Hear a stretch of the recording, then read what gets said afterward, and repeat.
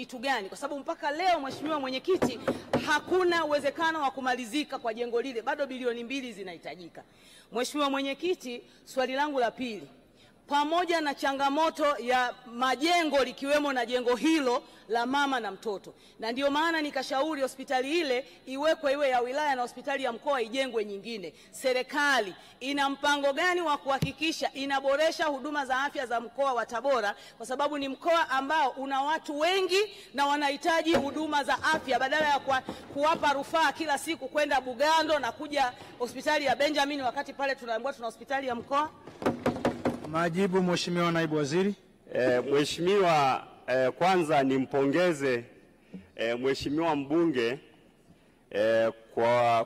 kwa hamasa aliyokuwa nayo nzuri ya kuhakikisha hospitali yao ya mkoa ya Kitete Tabora inafanyiwa kazi vizuri, na niseme tu kwa kweli anafanya kazi vizuri sana Mheshimiwa mbunge akishirikiana na Mheshimiwa Mwakasaka kwa ajili ya kutetea hospitali hiyo.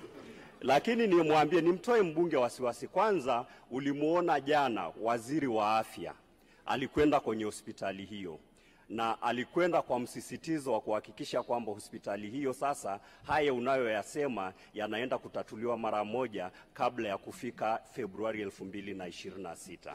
Na nikutoe tu pia wasiwasi leo, fedha ambayo Dr. Samia Suluhu Hassan ameingiza kwenye sekta ya afya ni nyingi sana, kiasi kwamba sio tu kwamba zimetatua matatizo ya afya kwenye Tanzania hii yetu, imebubujika, imekwenda mpaka kwenye mataifa yanayotuzunguka. Ndio maana unasikia leo watu wanatoka nchi mbalimbali wanakuja kutibiwa Tanzania. Kwa hiyo nikutoe wasiwasi.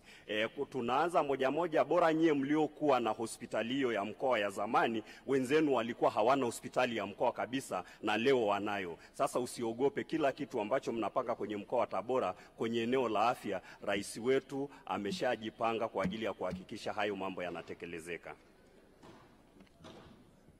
Mheshimiwa Mwakasala, swali la nyongeza.